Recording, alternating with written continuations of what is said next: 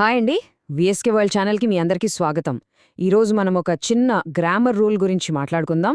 కానీ ఇది చిన్నదే అయినా చాలా కాంపిటేటివ్ ఎగ్జామ్స్లో మన మార్కుల్ని దెబ్బతీస్తోంది. అదెలాగో చూద్దాం. ఇలాంటి యూస్ఫుల్ టిప్స్ కోసం మన ఛానల్కి సబ్స్క్రైబ్ చేసుకోవడం మాత్రం మర్చిపోకండి. సరే, టాపిక్లోకి వెళ్ళిపోదాం. ఒక్కసారి ఎగ్జామినర్ లాగా ఆలోచిద్దాం.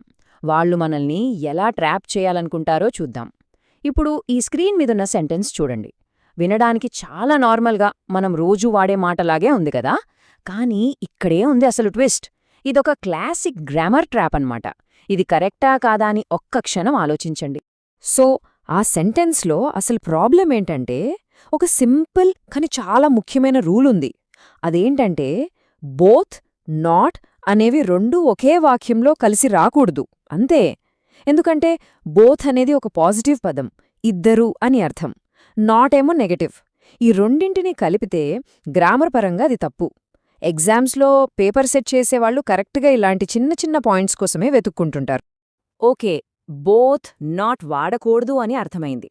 మరి దానికి బదులుగా ఏం వాడాలి? దానికి సరైన సొల్యూషన్ నైదర్ నార్. రెండు విషయాల గురించి నెగటివ్గా చెప్పాలనుకున్నప్పుడు గ్రామర్ పరంగా వాడాల్సిన సరైన పద్ధతి ఇదే. దీన్ని ఇంకాస్త సింపుల్గా అర్థం చేసుకుందాం. నైదర్ అనే పదంలోనే నాట్ అనేది కలిసిపోయి ఉంది. అంటే అదీ కాదు ఇదీ కాదు అని అర్థం. సో నైదర్ వాడినప్పుడు మళ్ళీ సెపరేట్గా నాట్ వాడాల్సిన అవసరం లేదు. వాడితే ఏమవుతుంది? అది డబుల్ నెగటివ్ అవుతుంది. గ్రామర్ ప్రకారం అది పెద్ద తప్పు. సరే, ఇప్పటిదాకా మనం థియరీ గురించి మాట్లాడుకున్నాం. ఇప్పుడు ప్రాక్టికల్గా కొన్ని ఎగ్జాంపుల్స్ చూద్దాం. ఎగ్జామ్లో ఇలాంటి క్వశ్చన్ వస్తే ఆ తప్పుని ఎలా కనిపెట్టాలి, దాన్ని ఎలా సరిదిద్దాలి అనేది స్టెప్ బై స్టెప్ చూద్దాం రండి. ఓకే, ఫస్ట్ ఎగ్జాంపుల్ చూద్దాం. తప్పుగా ఉన్న సెంటెన్స్ ఏంటి? Both Ram and Shyam are not going. దీన్ని సరిగ్గా ఎలా మార్చాం? Neither Ram Nar Shyam is going. ఇక్కడ చాలామంది చేసే ఇంకో తప్పేంటో తెలుసా? ఆర్కి బదులుగా ఈజ్ ఎందుకొచ్చిందో గమనించారా? నైదర్ నార్ వాడినప్పుడు వర్బ్ అనేది దానికి దగ్గరగా ఉన్న సబ్జెక్ట్ను బట్టి ఉంటుంది. ఇక్కడ ఈజ్కి దగ్గరగా శ్యామ్ ఉన్నాడు, అది సింగ్యులర్, కాబట్టి ఈజ్ వాడాలి. ఇది చాలా చాలా ఇంపార్టెంట్ పాయింట్. ఎగ్జామినర్స్ దీన్ని కూడా చెక్ చేస్తారు. ఇంకో ఎగ్జాంపుల్ చూద్దాం. This is a war which both sides cannot win. ఇది తప్పు. కరెక్ట్ ఏంటి? This is a war which neither side can win. చూసారా? సెంటెన్స్ స్ట్రక్చర్ మారినా మన రూల్ మాత్రం మారలేదు. చాలా సింపుల్.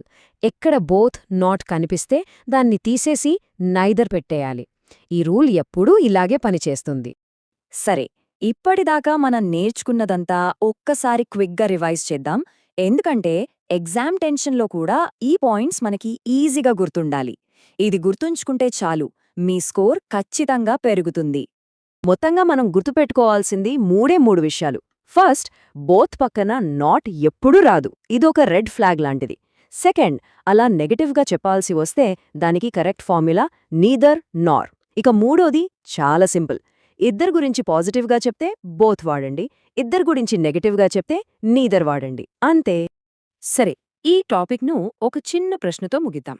ఈరోజు మనం నేర్చుకున్న ఈ బోత్ నాట్ రూల్ లాగే చూడటానికి చాలా సింపుల్గా ఉండి కూడా మన ఎగ్జామ్ స్కోర్స్పై పెద్ద ఎఫెక్ట్ చూపించే గ్రామర్ రూల్స్ ఇంకేమైనా ఉన్నాయా? ఒక్కసారి ఆలోచించండి. ఇలాంటి వాటిపై దృష్టి పెడితే మనం ఎగ్జామ్స్కి ఇంకా బాగా ప్రిపేర్ అవ్వొచ్చు. నెక్స్ట్ టైం మరో ఇంట్రెస్టింగ్ టాపిక్తో మళ్ళీ కలుద్దాం.